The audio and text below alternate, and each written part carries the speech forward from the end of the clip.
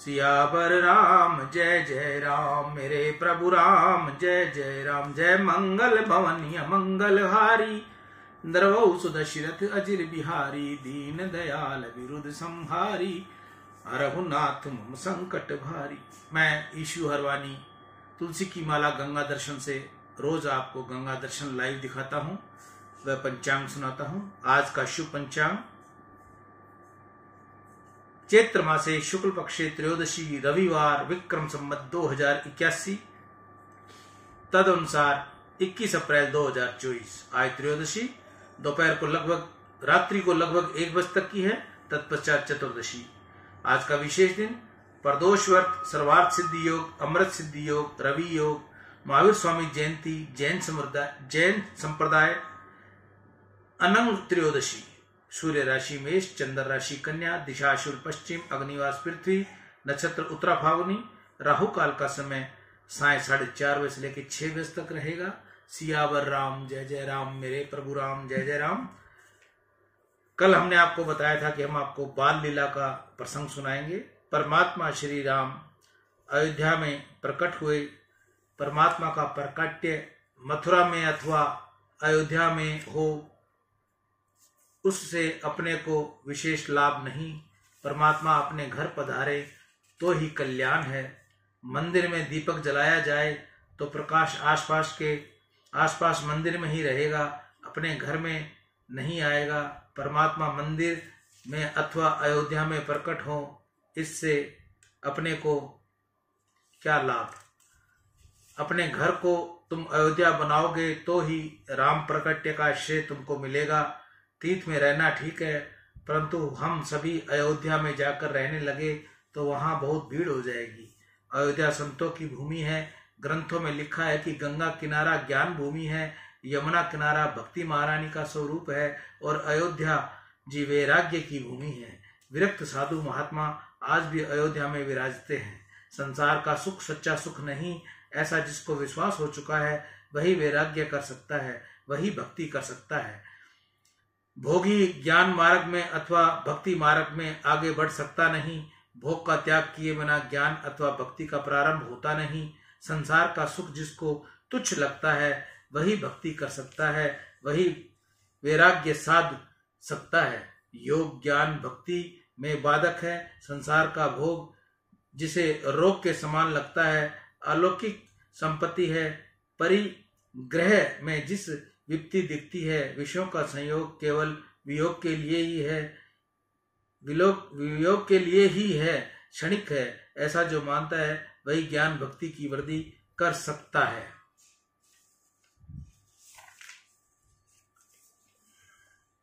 यह जीव अनेक जन्मों में भोगता भोगता आया है, उसको शांति कहाँ मिली। भोग से शांति मिलती नहीं, शांति को त्यागने से मिलती है। भोग की अपेक्षा भोग को त्याग में अनंत गुना सुख है। भोग में क्षणिक सुख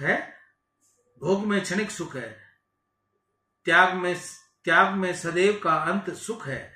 संसार का विषय जिसको मीठा लगता है उसके जीवन में संतोष नहीं। संसार का विषय जिसको मीठा लगता है उसके जीवन में संतोष नहीं। संसार का विषय जिसको मीठा लगता है उसको वैराग्य नहीं। संसार अपने को छोड़ जाता है तो दुख होता है। संसार यदि हम समय समझकर छोड़ दे तो वैराग्य करे और आनंद आता है। संसार सुख का जब तक किसी को जिसको मीठा लगता है तब तक उसको ज्ञान कच्चा है, उसकी भक्ति कच्ची है। भक्ति का रंग लगे तभी संसार सुख पर धरना आती है। परमात्मा के बिना सब कुछ निरर्थक है, ऐसा ज्ञान हुए बिना वैराग्य आता नहीं। संसार के विषयों में वैराग्य न आए तब तक शुद्ध भक्ति का आरंभ होता नहीं, ज्ञान साधक का आरंभ होता नहीं। जब संसार के प्रत्येक विषय के प्रति वैराग्य आए तभी ज्ञान भक्ति का उदय होता है। संसार का विषय सुख स्वरूप नहीं, दुख स्वरूप है, क्षणिक है, असत्य है। चैतन्य परमात्मा आनंद स्वरूप है, वहां वह एक ही सत्य है। सत्य असत का यह विवेक जागे तभी वैराग्य होता है। वैराग्य बिना ज्ञान आता नहीं। ईश्वर के सिवाय सब कुछ तुच्छ है, ऐसा जो समझता है वही ज्ञान प्राप्त कर सकता है। ईश्वर के सिवा संसार के जड़ पदार्थों में जिसको स्नेह होता है वह आत्मा को, शरीर को पृथक देख सकता नहीं। आत्मा को शरीर से पृथक देखता नहीं, वह संसार को भोग पदार्थों में फंसता है। भोग विलास में फंसा हुआ जीव ज्ञान मार्ग में चल सकता नहीं। वैराग्य बिना ज्ञान आता नहीं, वैराग्य बिना भक्ति होती नहीं। वैराग्य से ही ज्ञान और भक्ति दृढ़ होती है। मनुष्य भक्ति करता नहीं, ऐसा नहीं, वह भक्ति करता है परंतु सतत भक्ति नहीं करता। उसको संसार के विषय दुख देने वाले होने पर भी मीठे ही लगते हैं। संसार के विषयों पर मन की घृणा नहीं उपजती।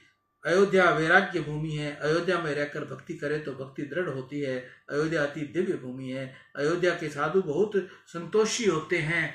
अयोध्या के साधु कभी मांगते नहीं। उनकी ऐसी निष्ठा होती है कि सीताराम जी की हमको देते हैं, वही फटी कोपिन पहनाते हैं। बहुत भूख लगती है तो सत्तू खाते हैं और संपूर्ण दिवस सीताराम सीताराम सीताराम ऐसा जाप करते हैं। आंखें ऊंची करके वे किसी के सामने देखते नहीं। पास में पैसा न हो, खाने को भी न हो, फिर भी मांगते नहीं। उनकी ऐसी भावना है कि सीताराम जी हमको सब कुछ देंगे। अगर कुछ मांगेंगे तो माँ के पास ही मांगेंगे। हमको किसी मनुष्य के पास जाकर मांगना नहीं, दूसरे के पास जाकर मांगेंगे तो सीता माँ को बुरा लगेगा। श्री सीता माँ हमको जरूर देगी। संतों का दर्शन अयोध्या में जैसे जैसे होता है वैसा अन्य किसी जगह नहीं होता। भगवान अनुकूलता दे और अयोध्या में जाकर रहना, परंतु अधिक उपयोग तो यह है कि तुम अपने घर को ही अयोध्या बनाओ। अयोध्या शब्द पर थोड़ा विचार करो। जहां युद्ध नहीं उसे अयोध्या कहते हैं। युद्ध न भवतीत अयोध्या। जहां युद्ध नहीं वहां वैर नहीं, जहां विकार वासना नहीं, जहां मेरा तेरा नहीं, जहां कपट नहीं, जहां दंभ नहीं, जहां है केवल शुद्ध प्रेम। जहां शुद्ध प्रेम हो वही परमात्मा प्रकट होते हैं। वैर और वासना तन को बिगाड़ते हैं, मन को बिगाड़ते हैं। अपने मन तन को अयोध्या बनाना हो तो ऐसा दृढ़ निश्चय करो कि आज से मेरा कोई शत्रु नहीं, मेरा किसी से कुछ बिगड़ा नहीं, मुझे किसी ने तनिक भी दुख दिया नहीं। मेरे दुख का कारण मेरे ही अंदर है। मेरा समय का अज्ञान ही है। अधिकतर मनुष्य अज्ञान से ही दुखी होता है। समझदारी में सुख और अज्ञान में दुख है। अज्ञान से ही वेर और वासना जागता है। मानव ऐसी कल्पना करता है कि अमुक व्यक्ति ने मुझे दुख दिया। यह कल्पना खोटी है।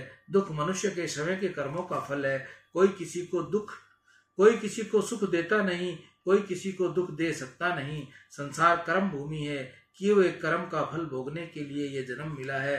करेले का बीज बोए और केले की आशा रखे, यह असंभव है। मनुष्य ने स्वयं को बोया, वहीं उसको काटना है। इस जगत में कोई किसी का कुछ बिगाड़ता नहीं। तुम जगत में किसी के लिए भी कुभाव न रखो। सब में प्रभु का दर्शन करो। ज्ञान मार्ग में ज्ञानी पुरुष ईश्वर के अलावा अन्य सब मिथ्या है, ऐसा समझकर सबका मन से त्याग कर देना है।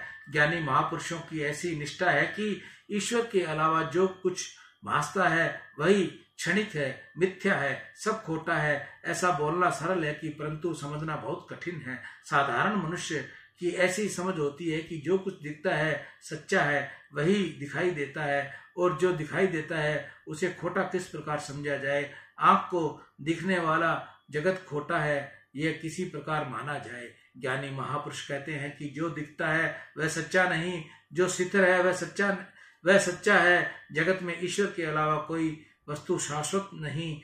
बीता हुआ कल जो था वह आज नहीं, आज जो है वह आने वाले कल नहीं रहेगा। जगत का अर्थ ही यही है, जो क्षण क्षण बदले। महापुरुष ऐसा मानते हैं कि संसार मिथ्या है। सपन में बहुत कुछ दिखता है, परंतु उसमें से कुछ भी सत्य होता है क्या? कदाचित किसी को सपन में लॉटरी मिले, उसमें उसको लाख रुपए मिले, तो इससे उससे कुछ लाभ है क्या? वह लाख रुपए का सुख वह जागे तब तक के लिए है, जागने के बाद उसको विश्वास हो जाता है यह तो सपन है। कदाचित किसी मनुष्य को सपन में ऐसा दिखाई दे कि मैं भिखारी हो गया हूं, मेरे पास सब कुछ, अब कुछ भी रहा नहीं, तो क्या यह सत्य है? सपन का भिखारी भी सच्चा नहीं और सपन का मिला हुआ लाख रुपया भी सच्चा नहीं। सियावर राम जय जय राम, मेरे प्रभु राम जय जय राम। जय मंगल भवनिय मंगलहारी, द्रवहु सो दशरथ अजिर बिहारी, दीन दयाल विरुद्ध संहारी, हरहु नाथ मम संकट भारी। आज बाल लीला का विश्राम यहीं लेंगे। कल क्रमशः बाल लीला को फिर पुनः श्रवण करवाएंगे। मैं ईशु हरवानी तुलसी की माला गंगा दर्शन से रोज आपको गंगा दर्शन लाइव दिखाता हूं। जिस माता बहन को तुलसी की माला चाहिए वह मुझसे संपर्क करे। तुलसी की माला सेवा शुल्क के साथ आपको ऑनलाइन भेज दी जाएगी। गंग सकल मुद मंगल मूला, सब सुख करने हर नहीं सब सूला, कही कही कोटि कथा प्रसंगा, राम बिलो कई गंग तरंगा, सचिव ही अनुजयी प्रिय ही सुनाही, विबुध नदी महिमा अधिकाई, मजनु कीन पथ शम गयहु, सुचि जल पियत मुदित मन भयहु, जोरि पानी बर मांगो ही, सिया राम पद सहस नहीं, अर्थ न धर्म न काम रुचि, गति न चहु निर्वाण, जन्म जन्म रति राम पद यह वरदान नान, सीता राम चंद्रति मोरे, अनुदिन बिडहु अनुग्रह तोरे। बोल गंगा मैया की जय, सियावर रामचंद्र भगवान की जय।